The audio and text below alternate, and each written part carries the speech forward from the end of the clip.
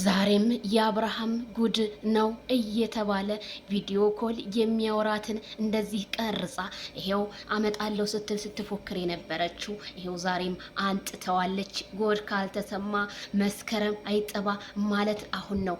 አብርሽ ግን አላመንኩኝም እንዴ! አረ ጆሮአቸውና ጆሮአቸው ተገጣጠመኩ ተለያዩ እንጂ እንዴ! ይሄማ ችግር አለ ነው የምለው። አቤት ይቺ ቲሸርትማ ከስንቱ ጋር ሆነ ለበስካት ፏብትን ይሄውልህ ይልሃል ስታይል አብርሃም ታደሰ የሚዲያው ድምቀት የሚዲያው አስጨናቂ።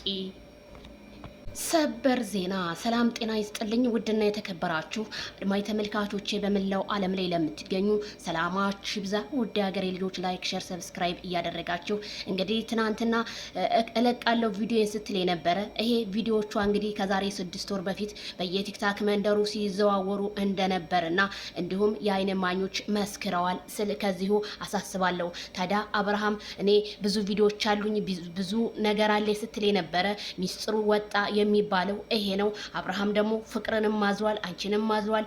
አብርሽ ጽጌን ያላዘለው ሰው የለም። ስለዚህ ልጁ ደግሞ በጣም ሩህሩህ በጣም ልክ እንደ እናት አዛይ ስለሆነ ሁሉንም ሴት አዝሏል። ምንም ችግር የለውም። ስለታዘልሽ እናመሰግናለን። ታዝለሽ ነበር ወደሽ።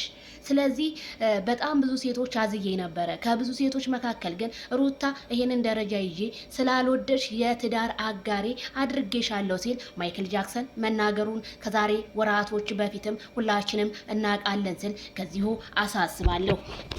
ታዲያ እውነቴን ነው የምላችሁ ይሄ የተሰራው ሴራ በጣም ከባድ ቢሆንም ግን ሩታን ልቧን ሊሰብራት የመጣ ነው። ስለዚህ አሁን ከሩታ ላይ ወደዛ ሂጂ አንቺ ሴትዮ፣ ምክንያቱም አሳዳጊ የበደለሽ ምክንያቱም ሶሻል ሚዲያ ላይ መተሽ እንደዚህ የምትዝረከረኪውና ሩታ ባለትዳሯን ነፍሰ ጥሯን ሴት ምን አስበሽ ነው? ነፍሰ ጡር እኮ ናት። እንግዲህ አብርሽ ባለትዳር ነው። እንግዲህ የበፊት የሰፈሩ ልጅም እንደሆንሽኛ መረጃ አለን። ስለዚህ አብርሃም ደግሞ የተለያዩ ሴቶች ጋር ፎቶ ቢነሳም አድናቂዎች ምናምን በማለት ቢነሳም ዛሬ ግን ጥላቶቹ እሱን ሊጥሉ እየተነሱ እንደሆነ ማይክል ጃክሰን ግን ይሄንን ነገር በየሶሻል ሚዲያ እየተዘዋወረ ያለውን ነገር አንተ መልስ ብትሰጥበት የተመረጠ ነው ብዬ ነው የማምነው። መልስ ስጥበት። ምክንያቱም እውነት ትመነምናለች እንጂ አትበጠስም እንደሚባለው ወንድ ልጅ ቆረጠ ብለህ አሳያቸው። ምክንያቱም ማንም እየተነሳ ያንተን ስም ወይም የሚስትህን ስም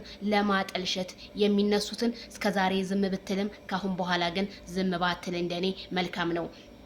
ታዲያ ይቺ ልጅ ነፂ ተብዬዋ ከየት ነው የመጣችው? እንዴት ነው ይቺ ልጅ የማያውቅ የቡታጅራ ዩቲዩበር የለም። ሁላችሁም የአንድ ሰፈር ልጆች ናችሁ። ታዲያ ይቺ ልጅን አንድ ሰው እንኳን ተይ የሚላት ጠፋ። አንቺ ራቆትሽን ሆነሽ እንደዚህ እየተላላሽ ብትመጭም አብርሃም ግን ወንድነቱን ያስከበረ ጀግና ነው። ምክንያቱም አብርሃም ተማሪ እያለ የሰፈር ልጅ ናት አንድ ጋ ፎቶ ተነሱ እንጂ ምንም አይነት መረጃ እንደሌለሽ እኛ አልጋ አንጥፈሽ ራሱ ብትመጪ ምንም ችግር የለብንም ማለት ነው። ስለዚህ እኔ በጣም ነው ያፈርኩት። በጣም ከሚባለው በላይ በጣም ነው አፈር ያለው እና ሁላችሁም ለደነገጣችሁ እህቶች አትደንግጡ። ምንም ነገር የለም።